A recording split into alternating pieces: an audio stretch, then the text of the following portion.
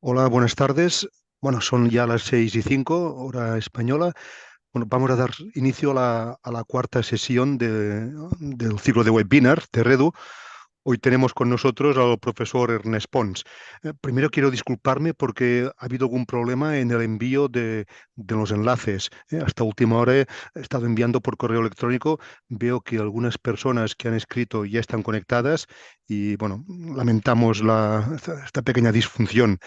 Hoy iniciamos el webinar, por mi parte, desde la Universidad de Deusto, en Bilbao, acogidos por la Unidad de Innovación Docente de esta universidad. Y luego daré la palabra a Ernest Pons, que va a intervenir desde Barcelona. Bueno, Ernest Pons es profesor titular de Economía Aplicada de la Facultad de Economía y Empresa de la Universidad de Barcelona, y si acuden a su página principal, bueno, verán todos los campos en los que está actuando y actuado, pero en los que está actuando de forma muy activa ahora mismo. Ernest Pons es, en lo que nos interesa más, coordinador científico de Eurostudent en España, y sobre este tema, el perfil de los estudiantes universitarios hoy va a versar su charla. Pero además es el presidente, vicecoordinador, pero este es presidente del comité organizador del simposio de CIDUI. Además es coordinador del grupo de análisis cuantitativo regional en la Universidad de Barcelona. Es presidente de la Sociedad Catalana, digamos, de Estadística, vinculada al Instituto de Estudios Catalans. Participa en la cátedra V Planeta de Estudios sobre Educación Superior. Colabora y participa en el ICE, Instituto de Desarrollo Profesional de la Universidad de Barcelona, bueno, y un largo, muy largo, etcétera. Además, Ernest Pons estuvo en el equipo de gobierno de la Universidad de Barcelona en el momento que se implantaba el Espacio Europeo de Educación Superior. Y desde entonces ha estado siguiendo y participando en primera, segunda línea de este proceso que sigue vivo. Bueno, nada más. Ernest, cuando quieras, puedes compartir tu presentación y haremos, como siempre, una intervención de 30, 40 minutos y luego una sesión de debate, intervenciones, etcétera. Les ruego que verifiquen, que tienen los micros cerrados y venga, hasta ahora mismo.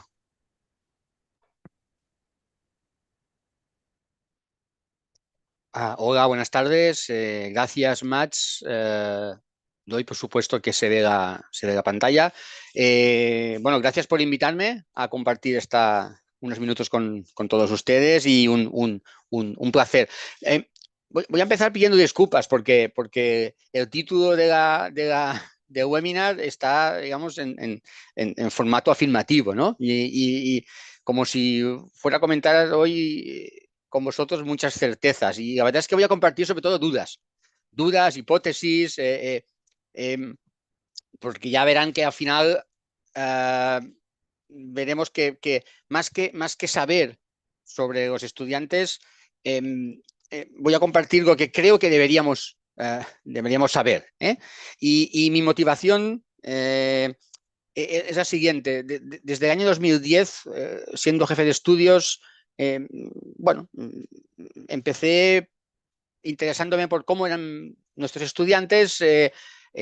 Acabé colaborando con Eurostudent en España en aquel momento. España participó en la encuesta Eurostudent. Eurostudent es una encuesta que se hace a nivel europeo en la mayor parte de países del ámbito europeo. Hay algunas excepciones. En su momento, en el 2010, en la cuarta edición, participé en el estudio y después, por cuestiones que ahora no voy a detallar, España dejó de participar en Eurostudent desde entonces y ahora en la octava edición, pues España ha vuelto a integrarse y, como decía Mats, he cogido la tarea de hacer la coordinación científica de Eurostudent. Por tanto, permitidme que hable un poco de lo mío, que es reivindicar la necesidad de tener información sobre los estudiantes. Estos años que España estuvo fuera, no ha sido útil, digamos, esta ausencia. Pero ¿por qué creo que es importante saber de los estudiantes? Cuatro aspectos de contexto. Evidentemente la universidad se está transformando y una pregunta que podríamos hacernos es si esas transformaciones se están haciendo de acuerdo o de manera, digamos, no consensuada, pero sí teniendo en cuenta a los estudiantes. Esa es una primera pregunta. La segunda pregunta es, acuérdense de que digamos, el proceso de desarrollo del espacio europeo de educación superior, uno de los elementos fundamentales acordados era la dimensión social de la universidad. Hay gente que afirma que esa dimensión social es una asignatura pendiente. De eso diré alguna cosa después. La tercera cuestión de contexto que quería comentar es, creo, y eso sí es una opinión personal y aparte convencido, de que necesitamos conocer a los estudiantes para diseñar buenas políticas universitarias. En cualquier caso, dejo eso, esa pregunta, esa duda, digamos, comparto esa duda. Y la última, que probablemente es la que creo que más nos interesa hoy, o os interesa a los asistentes al webinar, es si este mejor conocimiento de los estudiantes tiene algún impacto o debería tener impacto sobre nuestras, digamos, estrategias docentes. Y la verdad es que hoy en día disponemos de mucha información, muchísima, cada vez de más calidad. Y por tanto, ya no es excusa no tener en cuenta a la hora de planificar las políticas docentes, los modelos docentes, conocer a los estudiantes. Bien, a nivel europeo, he planteado la pregunta si estaba pendiente el tema de la dimensión social de la universidad. No voy a contestar a la pregunta. En cualquier caso, en el comunicado de Roma, en la cumbre de Roma de hace 4 años, uno de los acuerdos que se hizo constar es que se reafirmaba la necesidad de que las universidades tuvieran en cuenta el impacto que tienen a nivel social, en particular a través de los estudiantes, y además añadía, digamos, una interpretación explícita de que esa dimensión social tiene que ver con asegurar que cualquier ciudadano europeo tuviera derecho a acceder con éxito, con todas las garantías, a la educación superior y en particular a la educación universitaria. Y por tanto, la dimensión social no es solo un desideratum, sino que además reivindica que el diseño de los títulos universitarios, el diseño de los recursos, de los medios, de los modelos docentes, debía tener en cuenta el ámbito social. Voy a dividir los siguientes 30 minutos en tres partes. Y mi intención es compartir con ustedes una serie de reflexiones, de dudas, de preguntas, de hipótesis, que son las que yo he podido trabajar en los últimos años partiendo de la información disponible.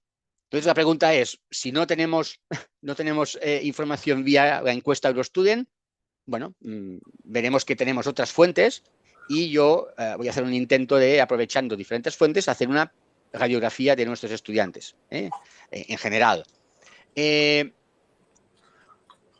La primera parte la voy a centrar en comparar con la información disponible de nuestros estudiantes con los estudiantes universitarios en el conjunto de Europa, en el resto de países europeos, comparando efectivamente con la encuesta Eurostudent de otros países. Me voy a guiar por esa encuesta para intentar ver cómo son nuestros universitarios en España. La segunda parte, creo que más interesante es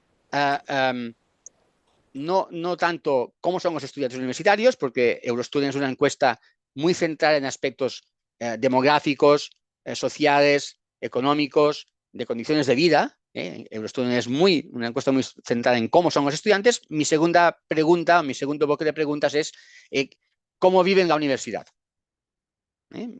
Pregunta que creo que incluso es más interesante que la anterior. Eurostudent no se ocupa en general de esa pregunta, pero yo voy a intentar aportar algunas ideas. Y la tercera parte, que es la que ya he dicho antes, creo que es la que creo que nos motiva más a quienes estamos aquí, es explorar si conocer a los estudiantes universitarios nos puede ayudar a mejorar nuestros modelos docentes. Bien, muy por encima, muy por encima. ¿Qué dice Eurostudent? En este caso, la última encuesta de Eurostudent, la 7. Este informe es de hace 2 años y medio. Este verano está previsto que se publique la nueva edición, Eurostudent 8, en el que participará España. Por tanto, anunciar que en unos meses, digamos, esta información que presento hoy se podrá actualizar de manera importante, ¿no? Pero ¿qué decía el último Eurostudent? Bueno, para empezar, dice que en Europa hay más estudiantes universitarios mujeres que hombres. En España también. ¿De acuerdo? En eso no somos diferentes. 54-56% de estudiantes universitarios en España son mujeres. Prácticamente igual en grado que en máster. No entro en detalles, pero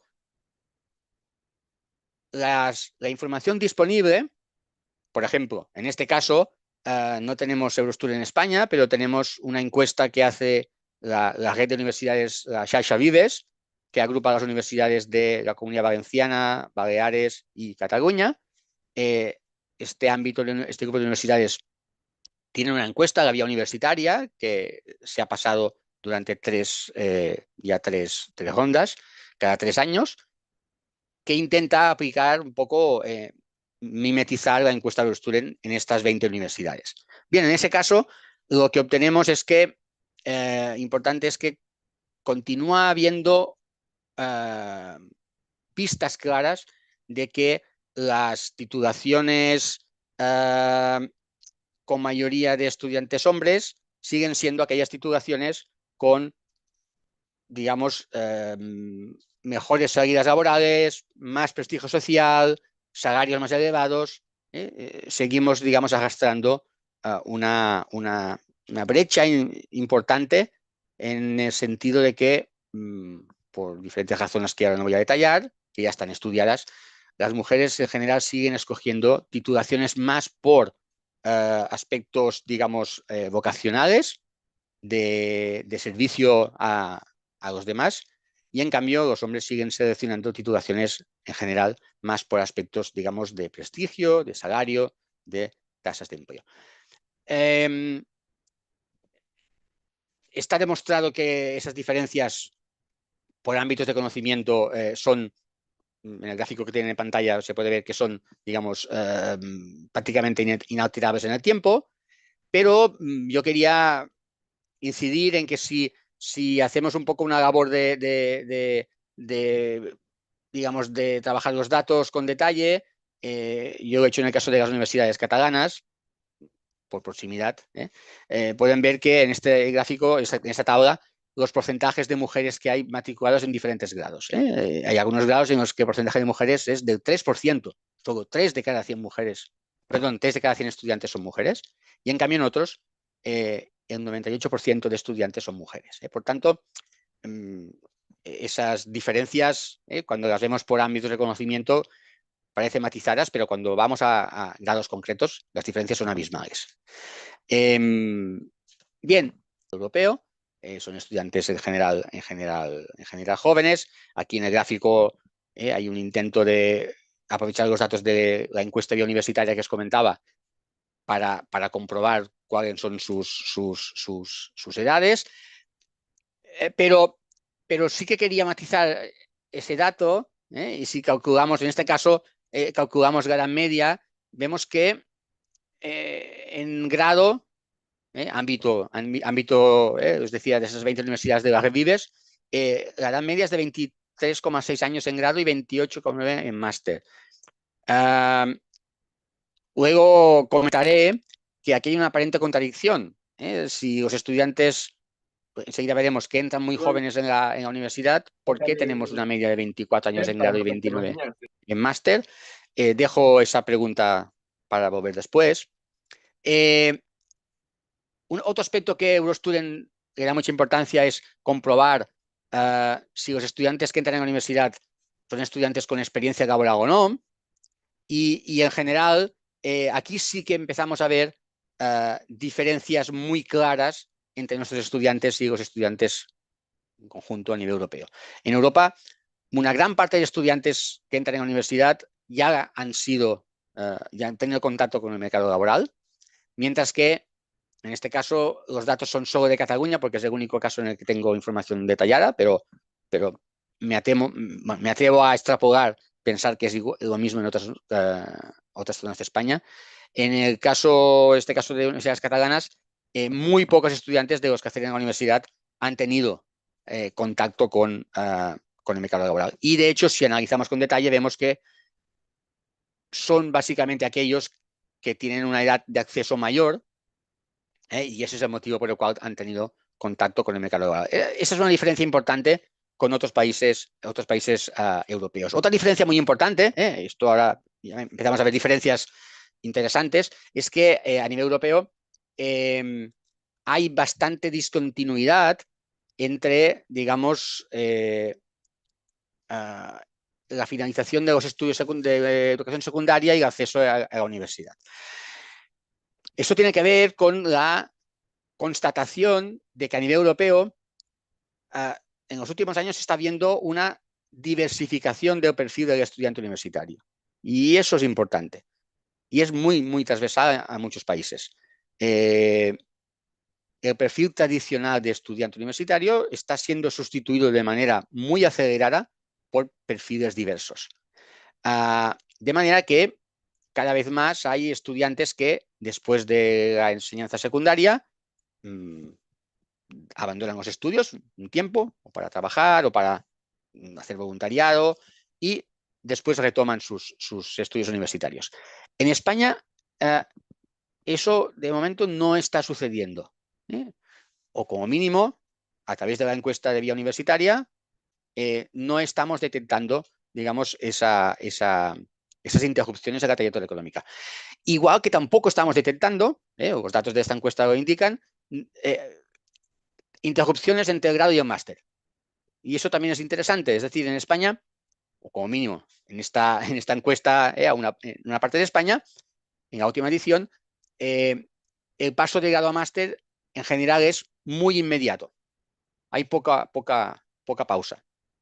Y además, añado, suelen estudiar títulos de máster del mismo ámbito de conocimiento que el grado. Y todo esto estoy lanzando, digamos, reflexiones, digamos, ya seleccionadas, no estoy explicando todos los datos, sino aquellos que me parece que son importantes y porque están, digamos, determinando un perfil de estudiante en nuestras aulas. Sobre otro de los aspectos que Eurostudent le da mucha importancia son los temas del entorno socioeconómico, entorno familiar.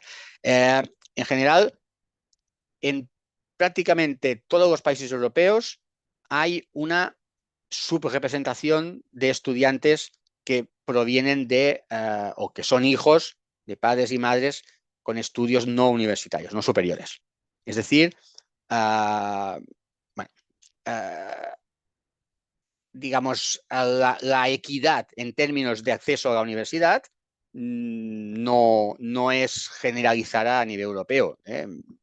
Digamos, en el resumen del último Eurostudent se dice que cerca del 80% de un número esperado de estudiantes que son hijos de padres y madres con niveles de estudios no superiores. Es el ISCET 04, corresponde hasta estudios, digamos, secundarios. 5 a 8 son estudios superiores. Hay esa subrepresentación.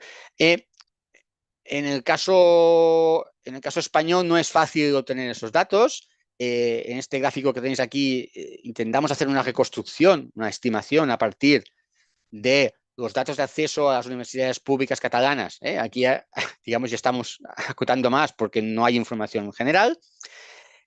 Y comparando con los datos del censo, del último censo, y la sensación es que efectivamente estaríamos con parámetros similares a los europeos. En cualquier caso, ahí sí que será muy importante tener datos de la encuesta de Eurostudent, digamos, la última, la que se va a publicar en verano, para comprobar en el conjunto del sistema universitario español cuál es cuáles son esas cifras. En la gráfica que estoy enseñando, quería enseñar la gran diversidad que hay a nivel europeo. Fijaos que por países, si uno compara el caso italiano con el caso portugués, por ejemplo, no tienen nada que ver. Insisto que el caso de Cataluña que tenéis en pantalla es una estimación, y por tanto vamos a ver cuando tengamos datos más precisos. Por cierto, pido disculpas también porque ya estáis viendo que en las diapositivas hay una mezcla de inglés, catalán, castellano, ¿de acuerdo? Bueno, también proviene de las diferentes fuentes y por tanto no he preferido comparar el máximo de fuentes para, digamos, dar una visión lo más interesante posible, ¿no? Bien, los estudiantes, ¿qué modalidad de estudios es la más habitual? Entendiendo por modalidad si son estudiantes a tiempo completo, a tiempo parcial, o más específicamente si dedican una parte de su tiempo a tareas laborales y si esa dedicación es digamos, muy intermitente, a tiempo parcial o a tiempo completo. En Europa prácticamente un 80% de los países tienen mayoría de estudiantes que combinan estudios con dedicación laboral. Digamos, la combinación es muy importante y cada vez más importante. En los últimos años, digamos, se está produciendo también ese cambio. En cambio, en España, o al menos los datos que tenemos de una parte de España, sobre esa parte en la última encuesta, no detecta esa dedicación laboral. Hay algunos estudiantes, como muestra el gráfico, que sí que compaginan estudios con trabajo remunerado, pero no es tan masivo como en otros países europeos. Y otro aspecto que el estudio también le da mucha importancia es cuál es el origen de los recursos económicos que disponen los estudiantes para financiar sus estudios. Y aquí hay otra diferencia también muy importante entre España, o menos la parte de España que tenemos datos, en comparación con otros países, y es que aquí los estudiantes dependen muchísimo más de la financiación de las familias. En nuestro país, digamos, el recurso familiar, el soporte familiar es imprescindible para sostener a los estudiantes universitarios. Voy acelerando un poco para llegar a la segunda parte, que decía que era la que me parecía más interesante. ¿Cuánto tiempo dedican los estudiantes a la universidad? Bien, a nivel europeo se detecta una tendencia quizá a sobrecargar a los estudiantes. Y ese sobrecargar es que en general la media está en 47 horas por semana entre dedicación a estudios y a trabajo, en general en Europa. Esa es la media, con las diferencias que hay. En el caso en que tenemos información nosotros en España, en esa parte de España, las cifras no son muy diferentes. Es decir, que aquí incluso estamos un poco por encima. Aquí distinguido en este gráfico los estudiantes que viven en domicilio familiar, se ve claramente la diferencia entre las horas de dedicación a las clases, a estudio o a trabajo. Distingo por edades para captar, lo que os decía antes, los que trabajan y los que no trabajan. Y en general estaríamos sobre las 43 a 48 horas, en función de las características del estudiante, y entre los que viven en domicilio no familiar, esos se disparan un poco más entre las 44 y las 50 horas de dedicación. Por tanto, no es muy distinto. Un pequeño apunte, última comparación con el Student sobre el tema de la vivienda, para decir algo que no va a sorprender a nadie, pero que en cualquier caso las cifras lo confirman. Tenemos un serio problema en nuestro país con la vivienda para los estudiantes, Y aquí sí que no tiene nada que ver la situación en otros países. En España la gran mayoría de estudiantes siguen viviendo con sus familias. En cambio, en otros países, los porcentajes de estudiantes que viven, digamos, independizados son porcentajes muchísimo mayores. No tiene absolutamente nada que ver, ¿eh? Las razones ya saben ustedes si siguen las noticias en prensa cuáles son, pero eso también es importante a nivel de estudios. Bien, esta era una panorámica de cómo son los estudiantes. Eurostudent se fija mucho en cómo son demográficamente, poblacionalmente, socioeconómicamente. Ya he apuntado algunas diferencias, en qué casos hay similitudes y en qué aspectos hay diferencias. Y la segunda aspecto al que quería dedicar unos minutos era a cuál es la relación de los estudiantes con la universidad. Un breve apunte al tema de la equidad. Aquí ya no comparo con Eurostudent porque los datos de Eurostudent no se preocupa de lo que voy a apuntar ahora, pero me parece importante, claro, el apunte anterior a si los padres y madres tenían estudios universitarios o no, es un apunte sesgado. Si uno quiere hablar de equidad a nivel social, tiene que fijarse mucho más en la clase social de la familia, ¿no? Entonces, en este gráfico hemos comparado la encuesta vía universitaria última con la anterior, 2018-2021, y la conclusión es que no solo no mejoramos, sino que empeoramos. ¿De acuerdo? Hay que matizar esa respuesta, habría que analizar estos datos de manera más fina, habría que comparar con los censos, pero fíjense que la proporción de estudiantes de clase alta ha aumentado, aumentó entre 2018 y 2021. Es decir, que ni en grados ni en másters estamos avanzando hacia la equidad. Por cierto, si alguien tiene interés en conocer más detalles sobre los datos estos, de dónde, cómo se calculan, cómo se comparan, digamos, me estoy ahorrando todos los aspectos metodológicos, pero toda la documentación está digamos, a disposición y encantado de compartirla. Y ahora voy a ir incidiendo en cosas que me parecen importantes. Esos niveles de equidad social no son los mismos para los diferentes ámbitos de conocimiento.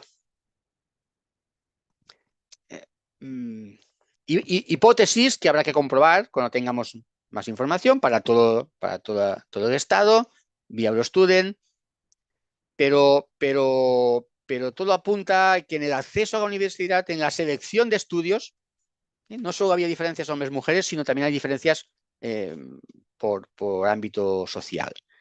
Y eso puede condicionar efectivamente después el proceso de formación universitaria.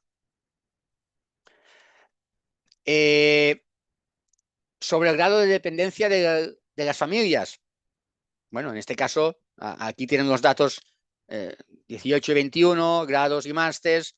La columna azul es, digamos, el peso que tiene en la financiación de los estudiantes universitarios para estudiar y para vivir, el peso que tienen la ayuda de padres y otros familiares, lo que decía antes. Incluso en másters, evidentemente ese soporte familiar pesa menos, pero incluso en másters estamos hablando de porcentajes pues más del 40% en el año 18 y casi el 40% en el año 21. Sigo, digamos, subiendo en detalle, ¿no? Sobre la dedicación a los estudios, que antes comentábamos que el volumen de horas de dedicación a los estudios más trabajo era similar en España y en otros países europeos. Cuando vamos al detalle, encontramos datos interesantes. Aquí ya no podemos comparar porque aquí la encuesta vía universitaria digamos, incide más en esos aspectos que Eurostudent. La mediana de dedicación a estudios es de 36 horas semanales, pero si miramos la dedicación al estudio y la dedicación a clase, la distinguimos de horas de estudio, vemos que en España sigue siendo cierto aquello que siempre se ha dicho de que nuestros estudiantes dedican mucho más tiempo a ir a clase que al estudio autónomo. Y aquí ya no puedo comparar con otros países, pero una gran parte de la proporción de las horas de estudio son asistencia a clase. Si comparamos las horas dedicadas con las horas teóricas, y en la parte inferior de la pantalla hemos hecho un cálculo de horas de estudio por crédito matriculado, teóricamente, si nos guiamos por las 25 semanas de clase, 25 horas de clase a la semana, 40 semanas curso, eso equivale a 0,63 horas de estudio por crédito matriculado, incluyendo clase y horas de estudio autónomo. Curiosamente, la cifra que sale a nivel global es de 0,79 en la encuesta universitaria. Por tanto, aquí sí que da la sensación de que efectivamente estamos sobrecargando a nuestros estudiantes. Aquí no estamos contando las horas de trabajo. Claro, hipótesis, eso es factible porque, acuérdense, en nuestro país la proporción de estudiantes que trabajan es mucho menor que en otros países. Si no, no podría explicarse esa cifra de 0,79 horas por crédito matriculado. Y más interesante aún es si comparamos por ámbito de conocimiento, bueno, por gamas de conocimiento, como se denominaban hasta hace poco, desde 0,71 en ciencias sociales hasta 0,94 en las ingenierías. Bueno. Otro aspecto en el que la encuesta biouniversitaria incidía para conocer cómo viven los estudiantes en la universidad tiene que ver con las metodologías docentes y las metodologías de evaluación. Aquí ahora aparecen en la pantalla muchas cifras. Solo destacar que cuando a los estudiantes se les pide valorar las diferentes metodologías, se decantan claramente, tanto en el año 18 como en el año 21, claramente por aquellas metodologías que son más vinculadas a aprendizajes activos, experienciales y mucho menos, digamos, a modelos de docencia en que el estudiante es más pasivo. Estoy generalizando mucho. Curiosamente, entre el año 18 y el año 21, sí se detectaron cambios interesantes en la valoración que hacen los estudiantes de los diferentes métodos docentes y de evaluación. En el año 21 la encuesta se pasó entre marzo y abril de 21, es decir, justo en el momento en que se estaba normalizando, digamos, la enseñanza universitaria tras el impacto de la pandemia. Pero aunque se estaba normalizando, aún había una gran cantidad de clases, dependiendo de la universidad, que eran online. Por tanto, aquí en este cuadro probablemente estamos identificando parte del impacto de la pandemia. En la misma encuesta se les preguntaba sobre la valoración de las actividades de evaluación y, curiosamente, la valoración de los exámenes, que históricamente eran las actividades peor valoradas, cayó en picado. Sí, no doy todos los datos, pero el análisis detallado de esa encuesta indica, curiosamente, que los estudiantes no solo valoraban cada vez más las actividades más vinculadas a aprendizaje activo y experiencial, sino que lo que echaron de menos, sobre todo durante la pandemia, fue el contacto con sus compañeros, en primer lugar, y también el contacto con los profesores. Digo eso porque hay mucha información en la encuesta que aún está en fase de análisis, pero eso apunta, digamos, aspectos que me sugieren, digamos, cosas interesantes, ¿de acuerdo? Y bueno, como quiero ser obediente en cuanto a los minutos que tengo. Voy a hacer un pequeño salto adelante para ir directamente a la parte uh, que más quería destacar, que es mostrar que en el fondo todo este interés, o si quieren, toda esta manía que tengo por conocer mejor a nuestros estudiantes, cómo son, cómo viven en la universidad, en el fondo tiene que ver con la percepción o la hipótesis de que eso es importante para entender después lo que sucede en las aulas. Y pongo un ejemplo. En la última encuesta universitaria, una de las diapositivas que me he saltado, mostraba cómo en el año 21 el porcentaje de estudiantes que decían asistir a clase, la mayor parte de las clases, cayó significativamente. Y todos ustedes son perfectamente conscientes de que, digamos, con nuestros compañeros de departamento y de máster, hemos comentado todos la sensación de que la asistencia a clases puede estar disminuyendo, sin saber muy bien por qué, o sin tener, digamos, demostración clara de por qué. Bien, en este caso, en la facultad en la que estoy como jefe de estudios, hicimos el curso pasado una encuesta muy sistemática, un seguimiento sistemático de la asistencia en muchos de los grupos de clase. De hecho, se hizo un seguimiento del 40 y pico por ciento, creo que está en la pantalla, que yo no lo veo, del 40 y pico por ciento de los grupos. Y se comprobó en la tercera semana de clase del segundo semestre, en la novena semana y en la 13ª semana, cuántos estudiantes asistían a las clases. En la pantalla comparo los 5 grados de la facultad en la que doy clases, la Facultad de Economía y Empresa de la UB, y quiero que vean cómo de la tercera a la novena y luego a la 13ª semana, la asistencia a clase disminuyó. Pero, curiosamente, disminuyó menos de lo que esperábamos. Y, en cambio, lo que nos sorprendió mucho fue que la asistencia en la tercera semana, fíjense que estaba entre el 58 y el 76% en un caso concreto, pero en general no más allá del 75% en la tercera semana de clase.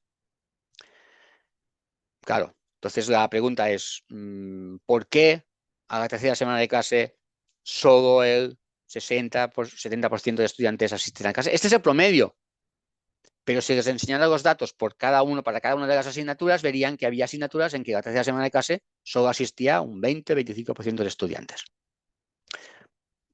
Bueno, he dicho que plantearía preguntas, yo tengo hipótesis, pero digamos, ahora no es el momento. Y otro aspecto que muestra que yo creo que deberíamos prestar atención a cómo son nuestros estudiantes y cómo viven en la universidad y cómo actúan, es este cuadro que estoy enseñando. En este caso, en la encuesta universitaria, analizando con un poco más de delicadeza los datos, se puede calcular cuál es el rendimiento académico calculado como número de créditos superados por curso entre aquellos estudiantes que ya han superado un curso, 2 cursos o 3 cursos. Entonces, se ve claramente como en todos los ámbitos de titulación, en este caso, en lugar de utilizar ramas de conocimiento, hemos desagregado con mayor desagregación. Son datos, insisto, del ámbito de la Xarxa Vives. Se puede ver cómo el rendimiento aumenta. Es promedio, entre el primer curso. Claro, en el primer curso el rendimiento promedio es de unos 30 créditos por curso. Claro, nuestros estudiantes mayoritariamente son a tiempo completo. Entonces, si el rendimiento promedio es de 30 créditos por curso, eso tiene sus consecuencias, ¿no? Tiene su impacto. Curiosamente, ese rendimiento promedio va aumentando, sobre todo en el segundo curso y más en el tercer curso. Los estudiantes que ya llevan 3 cursos Claro, ha habido algunos que han abandonado, ¿eh? Los que llevan 3 cursos, ese rendimiento está ya, en algunos casos, entre 45 y 50 créditos por curso. Bien, esos datos, si seguimos trabajando, vamos a conseguir averiguar más. Pero en este gráfico lo que quería enseñarles es algo que nos viene sorprendiendo mucho desde hace tiempo y es las diferencias importantes que hay entre unas y otras titulaciones. Y aunque aquí no lo he puesto, les puedo asegurar que si en lugar de coger el conjunto de titulaciones de medicina o el conjunto de titulaciones de educación o el conjunto de titulaciones de economía, empresa, etcétera, cualquiera, cogiéramos cada una de las titulaciones, esas diferencias aún son más importantes. La hipótesis, y con eso quería concluir, porque seguro que mucha gente tiene aportaciones para hacer o para sugerir o para preguntar, la hipótesis es que hay algo en las aulas, en las facultades, en cada una de las titulaciones, algo que incide directamente en el rendimiento de los estudiantes. Igual que no lo he mostrado, pero hay algo que incide en que en algunas asignaturas la asistencia a las clases sea muy superior a otras. Igual que hay algo que incide en que el sentimiento de vinculación a la universidad, que en otra pregunta de vía universitaria contestan los estudiantes, sea muy diferente también entre unos centros y otros. Por tanto, hay algo de eso que hacemos en las aulas que se ve influido mucho por las condiciones de vida, digamos, de percepción sobre lo que es la vida universitaria que tiene el estudiante, pero también hay algo de lo que hacemos en las aulas que incide en cómo los estudiantes, digamos, transitan durante unos años por la universidad. Bien, pido disculpas por haber ido de manera tan atropellada lanzando ideas, cifras, reflexiones, pero quería escapar de una presentación, digamos, cuadriculada, con datos definitivos, y quería un poco más provocarles. Y evidentemente, a partir de aquí, cualquier aportación, sugerencia, pregunta, ahora o en el futuro, encantado. Muchas gracias. Muchas gracias a ti, Ernest, por la exposición que realmente suscita preguntas y problemas que todos tenemos en la cabeza y que todos hablamos continuamente. Hacemos como siempre, puede haber intervenciones ya directamente, levantando la mano o interviniendo directamente, y si no, a través del chat yo puedo leerlas. Ernest, si quieres dejar de presentar, casi mejor, si nos vemos la cara. Para romper el hielo, ¿no?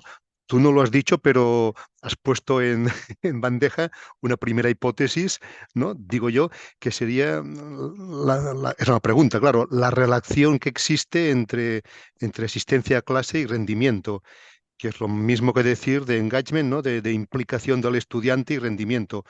Es una vía de investigación profunda, larga, que existe, ¿no? Tú ahí has trabajado, ¿tienes datos sobre esta posible relación? Repito, asistencia a clase, y rendimiento académico y éxito. Bien, es una pregunta, digamos, la estaba esperando, la estaba llamando a gritos para que haga la pregunta. Efectivamente, esa es una hipótesis, pero que por desgracia no hemos podido hasta ahora investigar, porque, claro, digamos, me he saltado los detalles, digamos, metodológicos, pero la mayor precisión en medir la asistencia a clase la tenemos cuando preguntamos o cuando observamos la asistencia vía, digamos, aulas, grupos.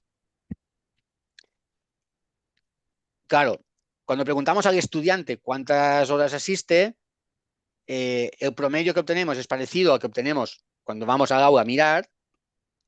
El problema es que el estudiante uno a uno no sabemos si es digamos, fiable, por decirlo así. Claro, la encuesta fiable es la que tenemos datos de asistencia por asignatura, pero no por estudiante. Entonces, claro, ahí nos falta el matching. ¿De acuerdo? Tanto es una buena pregunta, pero justamente con la información que tenemos, que cada vez es más, justamente esa pregunta no encontramos, o yo no encuentro la manera, digamos, de abordarla con seriedad. Por tanto, me encanta la pregunta para un poco justificar que necesitamos tener mayor información y mejor información. ¿De acuerdo? Uh, en la encuesta de Student que pasamos en abril del año pasado y que en breve tendremos los datos, ahí sí que había algunas preguntas que se pusieron con la intención de averiguar o intentar averiguar qué grado de incidencia tiene la asistencia a clase en el rendimiento académico. Vale, Ernest, voy a leerte alguna intervención, ¿verdad? Como dijimos que hay en el chat. Dice Daniel Piulats, Ernest, ¿cómo podemos comprobar que el alumnado que no asiste, pero nos dice que sí, se ha leído los textos obligatorios, sí que lo ha hecho? ¿Entiendes? Sí, sí, claro. No tengo una respuesta fácil, ¿eh? Claro, ahí entramos en cuestiones metodológicas, digamos, en el aula, ¿eh? Cómo trabajar. Eh, yo creo que la única manera que tenemos de comprobar si efectivamente ha hecho lo que dice que ha hecho es haciendo un seguimiento, digamos, muy, digamos, preciso de feedback continuo, ¿eh? Digamos que ya sé que, y ahora, claro, eso depende de la materia, depende de la asignatura, depende del número de estudiantes, ¿no? Pero yo creo que no se me ocurre ninguna otra forma que un trabajo, digamos, eh, picar piedra, ¿no? De buena manera, es decir, eh, si tiene que hacer actividades, pues que nos las entregue, que nos dé un feedback, que podamos revisar o que un compañero pueda revisar su trabajo, etcétera, etcétera, ¿no? Pero, digamos, no veo ninguna manera vía encuesta o vía eh, que podamos comprobar eso. Ya sé que no contesto, la pregunta. Daniel, si quieres intervenir, intervienes, ¿eh? Veo que estás conectado, como quieras, ¿eh? Si no, iré leyendo preguntas. Vale. Dice Efren Coello, dejabas una pregunta en el aire. ¿Por qué era mucho mayor la edad en los másters que en los grados? Es la pregunta, ¿no? Dice, sin embargo, creo que tiene unas explicaciones mucho más sencillas. Es un sistema relativamente nuevo que exige a gente mayor reciclarse.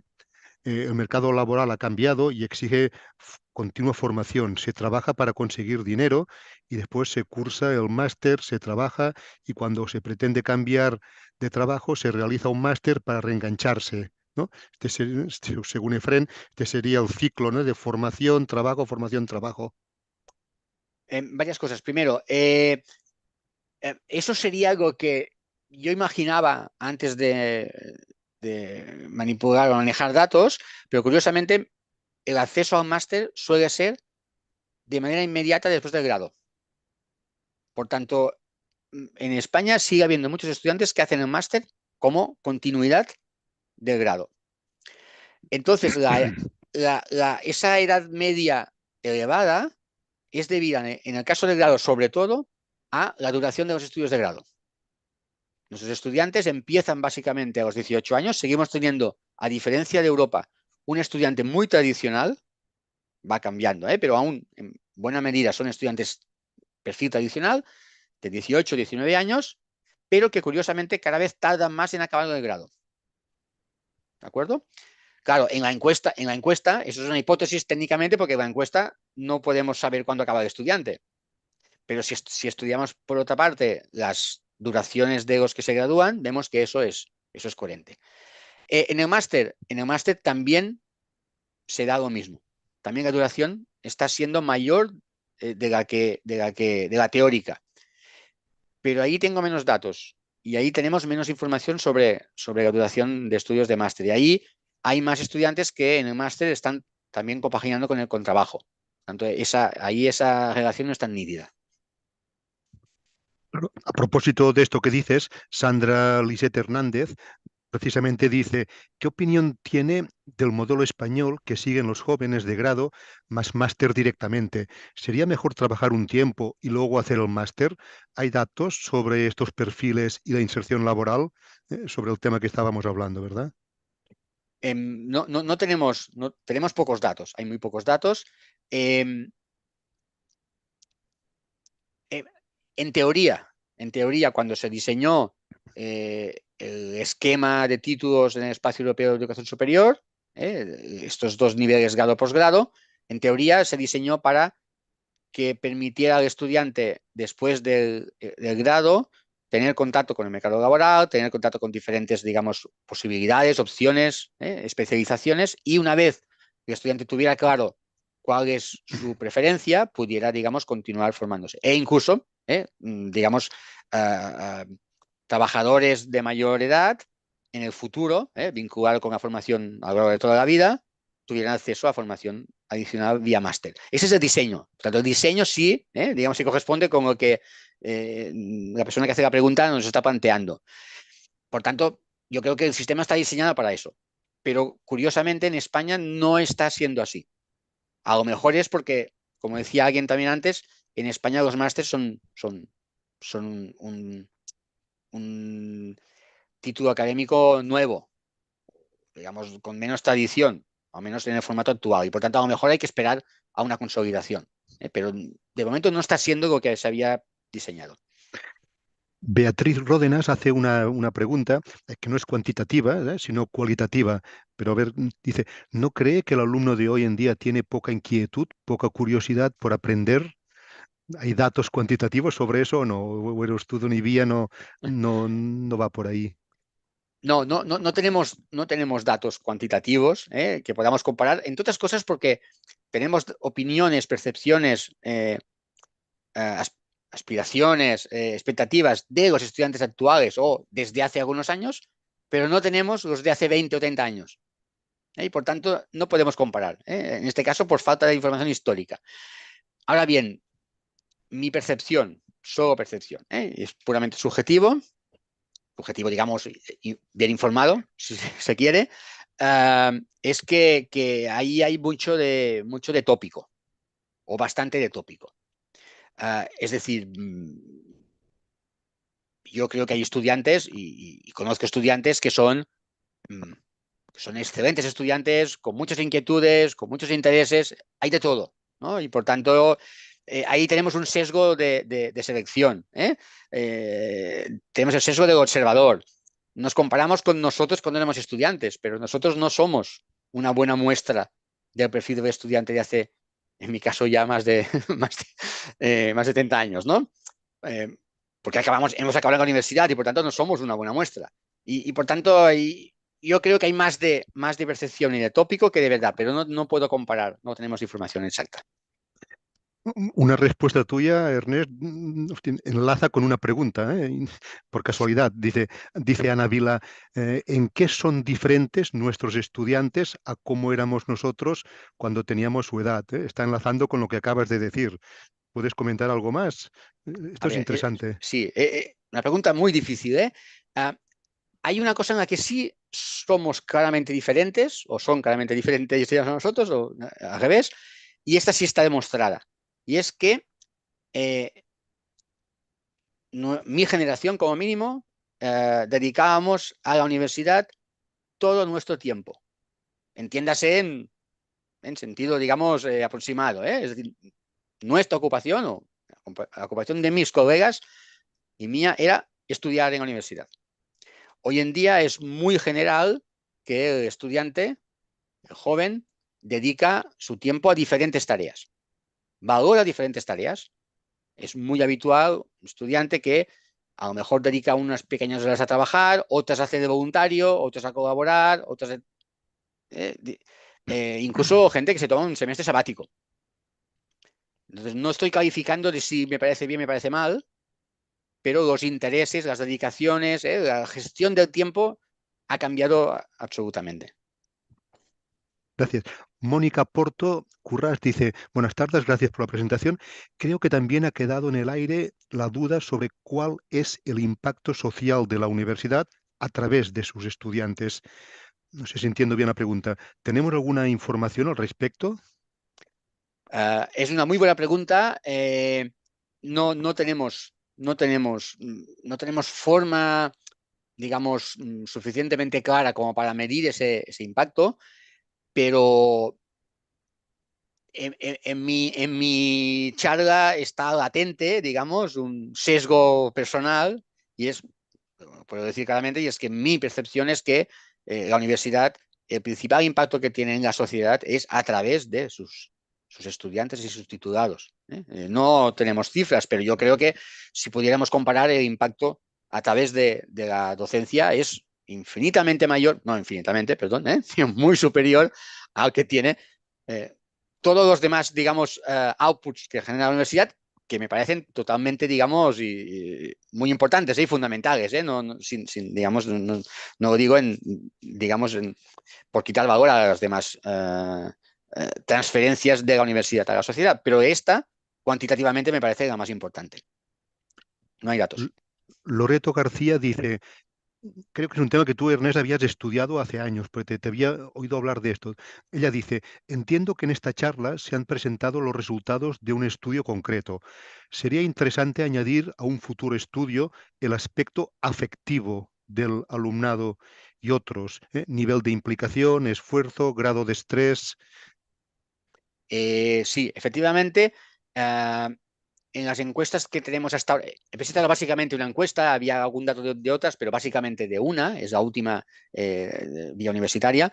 Eh, Efectivamente, cada vez hay más interés, más preocupación por aspectos de vinculación, digamos, incluso de salud y bienestar emocional y físico también.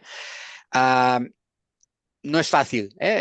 Ya tenemos entre manos algún intento de abordar esas temáticas vía encuesta, pero evidentemente es un tema complejo y en el que hay que hacer muy bien las preguntas, porque digamos, el tema es suficientemente delicado como para que no se puedan extraer, digamos, conclusiones digamos, sin fundamento, ¿no? Pero sí, hay varios intentos, hay varias encuestas en marcha y varias que quieren ocuparse de esos aspectos. Dice Jordi Ticó, en mi opinión, con el tiempo cada vez existe una menor vocación por la carrera universitaria que se cursa. Supongo que no hay forma de medir la vocación, dice. Ello influye en poca motivación por aprender los conocimientos y habilidades que se imparten. El alumnado no percibe la transferencia a lo que le gustaría hacer a nivel profesional cuando termine sus estudios. No tenemos información en ese sentido, y aparte es muy difícil, y no solo difícil medir, sino que sería aún más difícil comparar, porque en diferentes años, los aspectos que están influidos por temas culturales, no puedes comparar fácilmente diferentes encuestas. Y no me atrevo en este caso digamos, a dar una opinión sobre en qué medida puede estar sucediendo eso. Me parece difícil. Bueno, he leído, creo, todas las preguntas, las intervenciones que había en el chat. No sé si alguien más quiere intervenir. Hacemos una última ronda. Mm. Y si no, te agradecemos muchísimo, Ernest, haber participado en el ciclo de Redu. Muchas gracias. Como, bueno, iba a decir, como hacemos siempre, pero vamos a hacerlo, todavía no está hecho, junto con el vídeo en la web de Redu también colgaremos la presentación de Ernest Pons, con los accesos creo que hay, algunas fuentes, y si no, pero bueno, colgaremos vídeo y presentación y PowerPoint en la web de Redu. ¿Eh? Bien, muchas gracias a todos, muchas gracias Ernest y hasta pronto. Venga, adiós, buenas tardes. Gracias.